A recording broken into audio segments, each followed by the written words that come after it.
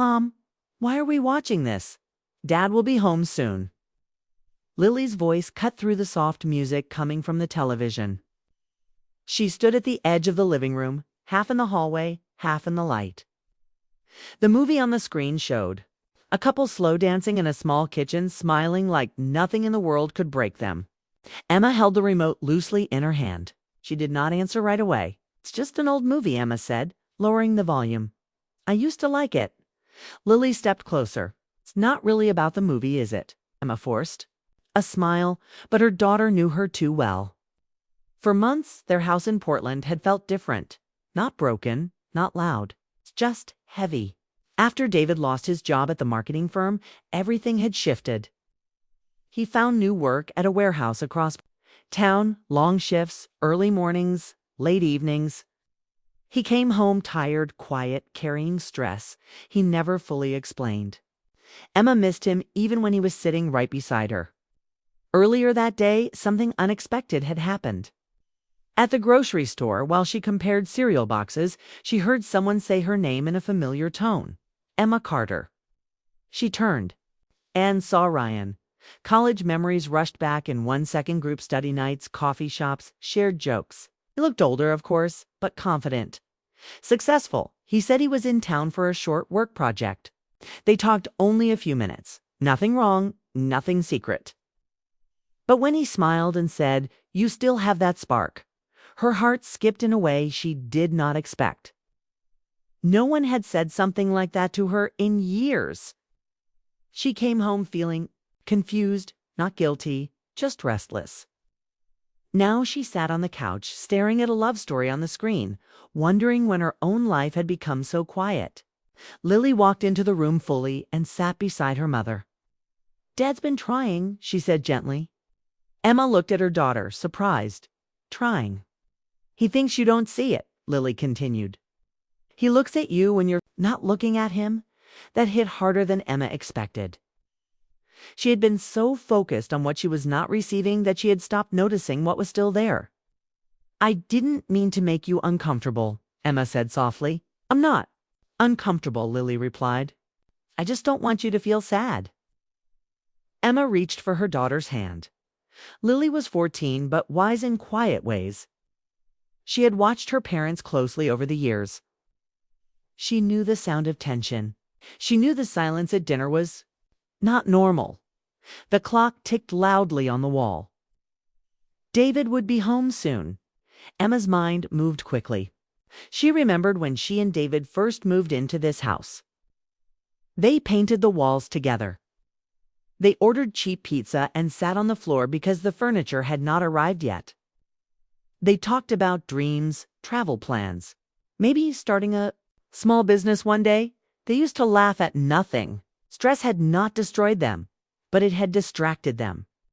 The headlights from a car flashed through the window, then moved on. Not David yet. Emma thought about Ryan again. His compliment had felt warm, but it was only a sentence. It's a moment.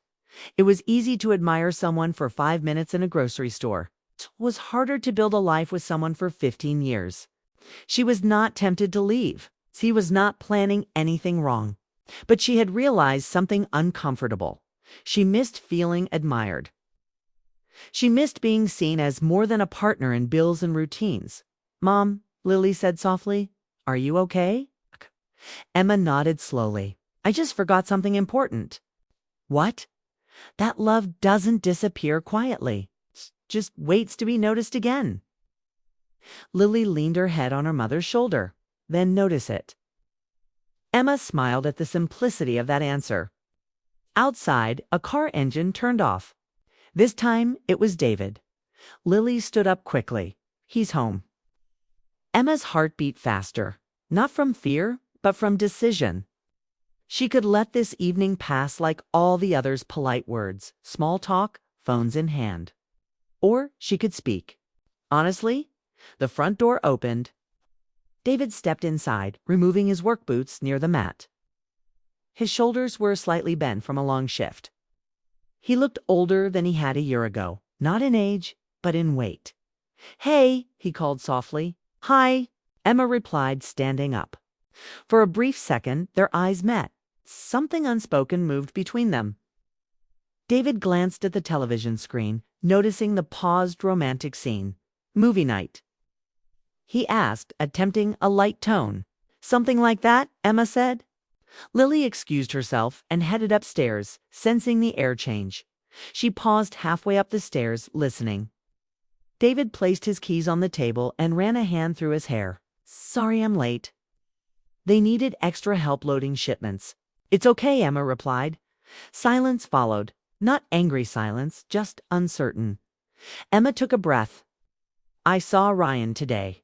David looked up, surprised but calm. From college. Yes, he's in town. David nodded once. That's nice. Kay said something that made me think. Emma continued carefully. Kay said, I still have a spark. David's jaw tightened slightly, not in anger, but in worry.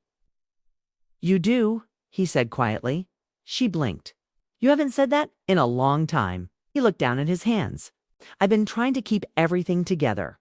I thought if I just worked harder, you wouldn't notice how scared I am. Scared of what? Of not being enough. Emma stepped closer. The words surprised her. David, scared. She had only seen his silence, not the fear behind it. I never married you for money, she said softly. I know, he answered, but I stopped showing you why you married me in the first place. The truth hung between them, heavy but honest. Emma felt tears form, not from sadness, but from relief. They were finally speaking without defense. I miss us, she whispered. David's voice lowered. Me too. Another car drove past outside.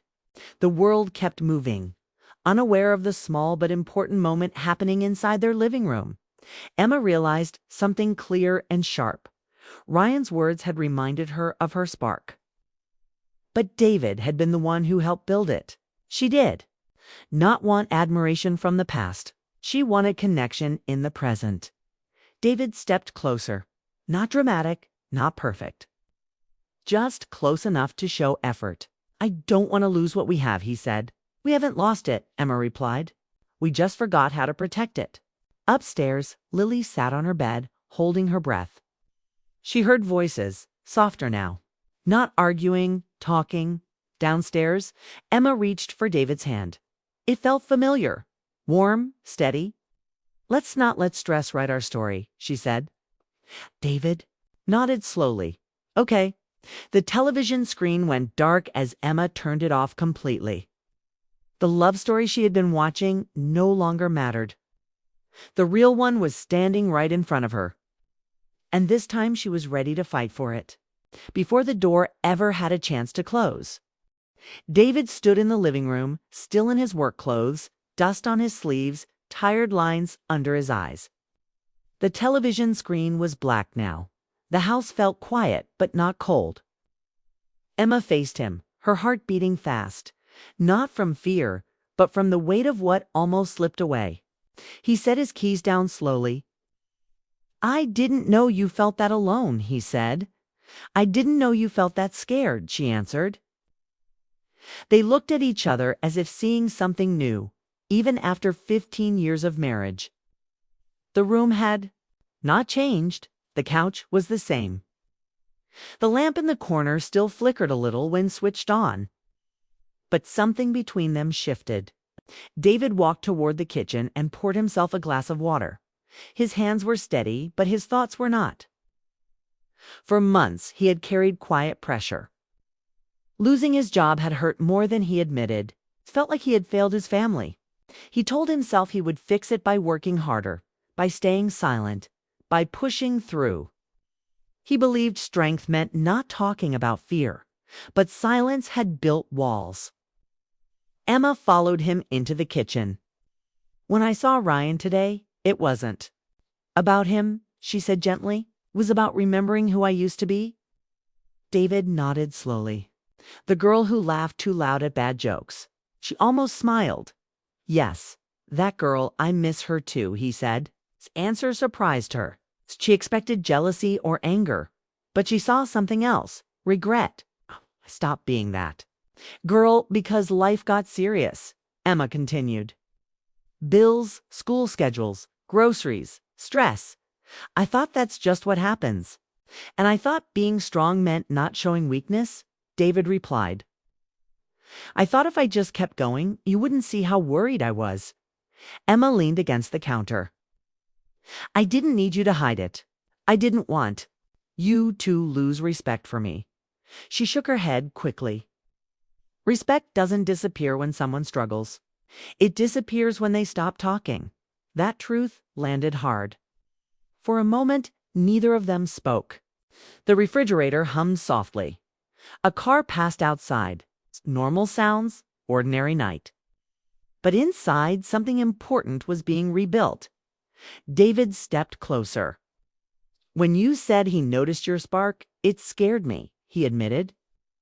Not because I don't trust you, but because I realized I stopped saying the things I used to say. Emma felt tears rise again, but she did not look away. I didn't need big words, just small reminders. He gave a weak laugh. I used to leave you. Notes in your purse you did, she said softly. I kept some of them. That surprised him. You did? Yes. He looked at her with new focus, as if remembering who she was beyond the routine of daily life. The woman who supported him when he started his first job. The woman who stayed up late helping him prepare for presentations. The woman who believed in him before anyone else did. I let my pride get in the way, David said. When I lost the job, I felt embarrassed. I didn't want you to see me like that. I never saw you as a paycheck, Emma replied firmly. I saw you as my partner. He swallowed hard. The word partner meant something deeper than provider. Upstairs, Lily sat on her bed, not trying to listen anymore. She sensed the change in tone. The house felt lighter, even from a distance. Back in the kitchen, David reached for Emma's hand. He had held that hand through hospital visits, school meetings, long drives, and quiet Sunday mornings. But tonight, it felt different. Intentional. I don't want to just survive with you, he said. I want to feel close again. Emma squeezed his fingers. Then let's start small. Like what? Like talking. Like sitting together without phones. Like asking real questions. He nodded. I can do that. And maybe, she added carefully, we remind each other why we chose this life. David's eyes softened. I chose you because you made everything feel possible. She smiled through tears. And I chose you because you made me feel safe. The word safe hung in the air. Not safe from danger, safe from loneliness, safe from doubt. David stepped closer until there was barely space between them. He brushed a loose strand of hair from her face, something he had not done in a long time. You still have that spark, he said quietly. I see it. I just forgot to say it. Emma let out a breath she had been holding for months.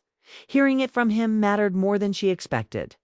And you're still the man who drove 3 hours just to bring me coffee when I had finals, she replied. He smiled, a real one this time. That was crazy. That was love. Silence followed again, but this silence felt warm. I can't promise everything will be easy, David said. The job situation might take time. I don't need easy, Emma answered. I need honest. He nodded. Then I promise. Honest, they moved back into the living room together. The couch no longer felt like a space of distance. They sat side by side, not far apart, not distracted. David glanced at the dark television. What was the movie about? A couple who almost forgot why they fell in love, Emma said. And did they remember? She looked at him carefully. Yes. He leaned back slightly. Good. After a moment, he added, Tomorrow is my day off. It is. Yeah, I was thinking. Maybe we could take a drive. Just the 2 of us, like we used to. Emma felt a small spark of excitement. Where does it matter? She shook her head. It didn't. Upstairs, Lily heard soft laughter. Not loud, not dramatic, just natural. She smiled to herself and lay back on her bed. Downstairs, Emma rested her head lightly against David's shoulder. It felt familiar but not routine. Chosen, I don't want outside voices to define how I feel, she said quietly. Not compliments from old friends. Not comparisons, just us. David understood. We write our own story. Yes. He turned slightly toward her. And I don't want you to ever wonder if I see you. She looked up at him. Then don't stop telling me I won't. They sat there for a while, not speaking. Just being close. No grand speeches, no dramatic promises. Just steady presence. The fear that had entered the house earlier that evening slowly faded. In its place was something stronger than excitement and deeper than admiration. Commitment. Emma realized she had not been looking for someone new. She had been longing for something old to return. Attention, affection, words spoken without distraction.